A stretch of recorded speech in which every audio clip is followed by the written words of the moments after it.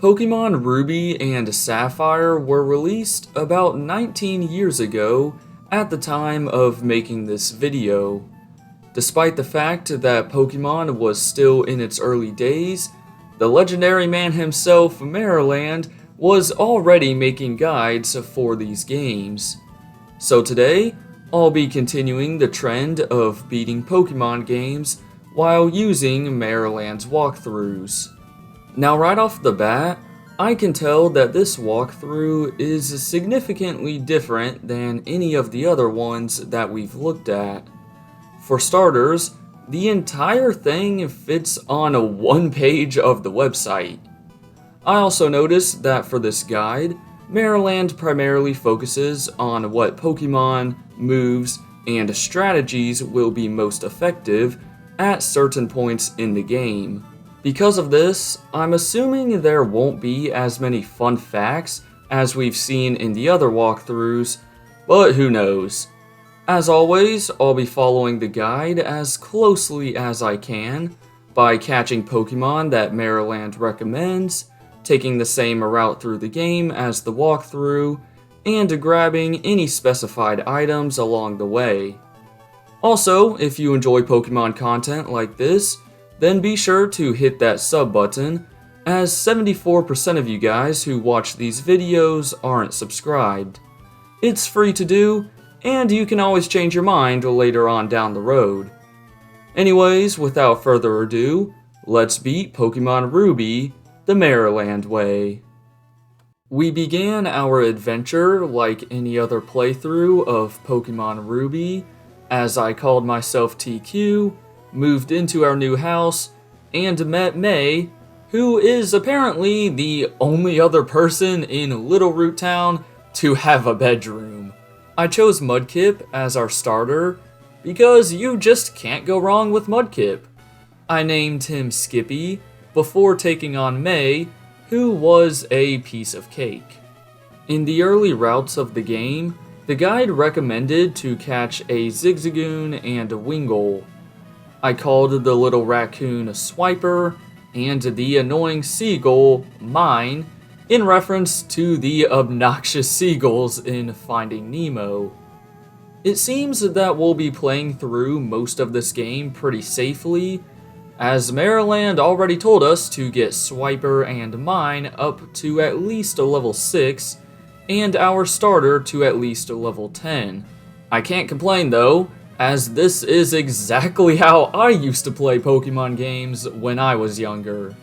After running into Wally in Petalburg City, we made our way to the Petalburg Woods, where more grinding was needed. Marriland suggested to have all 3 of my team members at level 14 or above before heading into the Rustboro Gym. Additionally, we needed to have at least one of the Pokemon from this list on our team. Luckily, I already own a Mudkip and Wingull. I do find it funny though that Oddish is on this list, but you can't even catch one at this point in the game.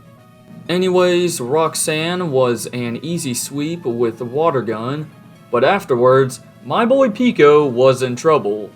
So of course, I had to save him with my own Wingull, before catching a Zubat in Dewford Cave, since the walkthrough advised us to have at least 2 Pokemon with a Psychic or Flying type move, or at least 2 Pokemon that resist fighting. I got my whole team to at least a level 16, like Marriland said, but I didn't even end up using Zumi the Zubat, as Wingull and Marshtomp were enough to get the job done.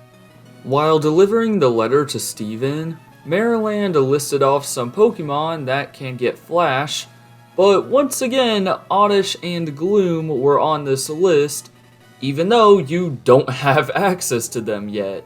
Anyways, the walkthrough told us to pick up a Mawile and Aeron.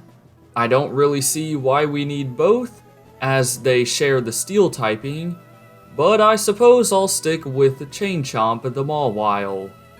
After listening to Maxie call his grunts simps, even though let's be honest, no Team Magma grunt would ever have a girlfriend, it was time to battle May. Her Whalmer tried to get rollout going, but Skippy ended it pretty quickly. As for Grovile and Nummel, they got taken out with no issues. The guide recommended to get my team to above level 20 before entering Mauville City. However, we could have beaten Wally's Ralts with a level 10 Pokemon. I did find it interesting though, that Marriland never said to grind up to level 23, since that is the level of Watson's Ace. It was no big deal though, as Marshtomp shot mud at everyone in the gym, resulting in an easy victory. On our way to the next gym, Marriland advised us to catch a fire type in the fiery path, so I got myself a Nummel and called it Humpback. A little ways further on Route 113, the guide also mentioned that it was a good idea to grab a Skarmory, so I did and nicknamed it Scar. We also needed to be at least a level 25 before dealing with all the Team Magma shenanigans. Maxie's Mightyena and Golbat actually gave us a bit of trouble, but overall the fight was nothing too threatening. Before taking on Flannery, Marriland recommended to be at least a level 28. Both of her Slugmas couldn't put up a fight, but Torkoal was a problem. She kept on going for Attract and then Overheat. Due to this combo, Skippy and Swiper went down, but Nummel came in to finish the job. The walkthrough then suggested to have at least one Rock, Fighting, or Ghost type on our squad, so I brought Aeron onto the team. After a decently long training session to level 30, it was time to battle Norman's team of monkeys. His first Slacking spammed Yawn, so I alternated between Pokemon in order to whittle him down. Vigoroth couldn't take too many headbutts from Linoon, so the other Slacking was out last. At this point, Marshtomp and Crobat were knocked out, but luckily he just tried to use Focus Punch, so Swiper won us the fight. After dealing with trouble at the Weather Institute, Crobat treated us to a clean sweep of May's team, before I grinded everyone to at least a level 34 and took on Winona. Camerupt knocked Swellow down to a Sliver, before Winona switched into Altaria, who got dealt with by Skarmory. Pelipper tried to stall us with Protect, but eventually Zumi took her down before Swellow got finished off. Last up was her Skarmory, and according to the walkthrough, Electric was only neutral on it. I guess this is because Marriland thought Steel resisted Electric, when in reality it's the other way around. Nonetheless, Camerupt's Ember did the trick. When I was in Mount Pyre, I thought about the cutscene with Maxie for a bit, and I can't decide who is stupider, Maxie taking the clearly wrong colored orb, or the old people entrusting a 10-year-old with the other orb. I guess you guys can let me know in the comment section below. Anyways, May decided to challenge us for the final time in Lilycove City, but it went the same way as the rest of the battles.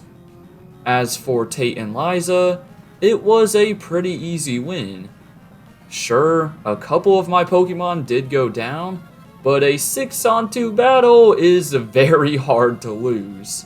Down in the seafloor cavern, we ran into Maxie for our final showdown. However, it wasn't really that intense, as all three of his Mons got taken out pretty swiftly. Afterwards, we had to save the region by encountering Groudon in the Cave of Origin. And after what felt like my 1000th Ultra Ball, Groudon was finally caught. With the storyline out of the way, it was time to get our team to at least a level 42, and then battle Wallace. His Lovedisc, Celio, and Seaking didn't really put up much of a fight, but due to my lack of grass and electric types, Whiscash and Milotic were very tough to kill. I decided to fight Whiscash with my own water and ground type, so Skippy was barely able to live with 8 hit points and knock him out. Milotic, on the other hand, actually forced me to use some healing items. I mainly alternated between Skippy and Swiper, and eventually a couple of returns got us the 8th badge.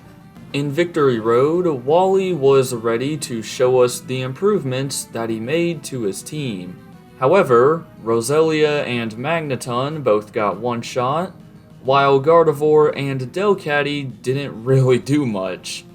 Altaria was the only scary mon, since it did go for Dragon Dance, but in the end, none of my mons even got knocked out. Before challenging the Elite Four, Marriland recommended to level up my team to somewhere in between level 45 and 52, so I settled for 50. Like usual, Sydney was the easiest member to defeat. Mightyena, Sharpedo, and Absol got taken out in 2 hits, while Cacturne and Shiftry got O-Code. The next member was Phoebe, who is apparently the granddaughter of the old people on Mount Pyre. Well, I sure hope she didn't hear what I said about them earlier. Anyways, both of her Dusclops tried to stall us with moves like Protect and Confuse Ray, but Swiper and Scar weren't having any of it.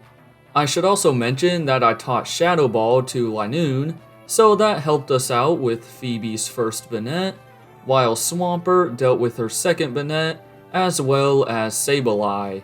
Glacia was the first trainer in this entire playthrough that actually forced us to have a second attempt. Her Glalie and Celios weren't really the issue, as they only set up Hail and then hit us with some of their weaker attacks. However, Walrein was a whole different story. I didn't have a strong, super effective move for her, so I tried to brute force my way through with attacks like Earthquake. However, Walrein's Blizzard and Surf hit my team like a truck. Keep in mind, there was a constant hailstorm, so Blizzard never missed.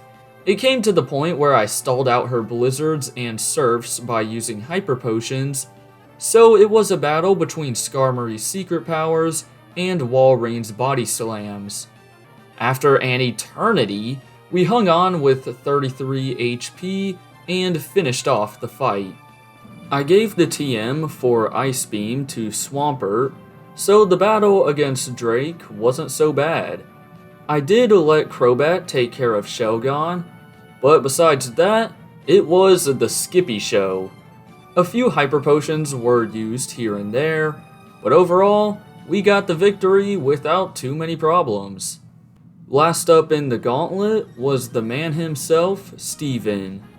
Camerupt surprisingly one-shot Skarmory with a Fire Blast, while Aggron couldn't take the combination of Surf and Earthquake, so Cradily was out next. I don't know why I sent out Crobat, since he just got taken out by 2 Agent Powers, but Aggron was able to come in for cleanup. Claydol didn't stand a chance against Swampert, so Metagross came onto the field. His Earthquake and Psychic hit us for a lot of damage, so I did have to revive Swampert in order to eventually knock him out with Earthquake. At this point, Armaldo didn't really stand a chance, so our trusty starter hit him with one more Surf, making us the new champion of the Hoenn region. And with that, we have beaten Pokemon Ruby the Marriland way. Even though this walkthrough was very unique compared to the other ones we've covered, I actually enjoyed all of the strategies that it suggested us to use. Because of the recommendations, I was able to use some Pokemon that I've never used before, and still learn some cool facts about Pokemon Ruby and Sapphire that I never knew. As always, be sure to let me know if you guys want to see more of these types of videos, but for now, be sure to drop a like, subscribe, and hit that bell to see more. And until next time, deuces!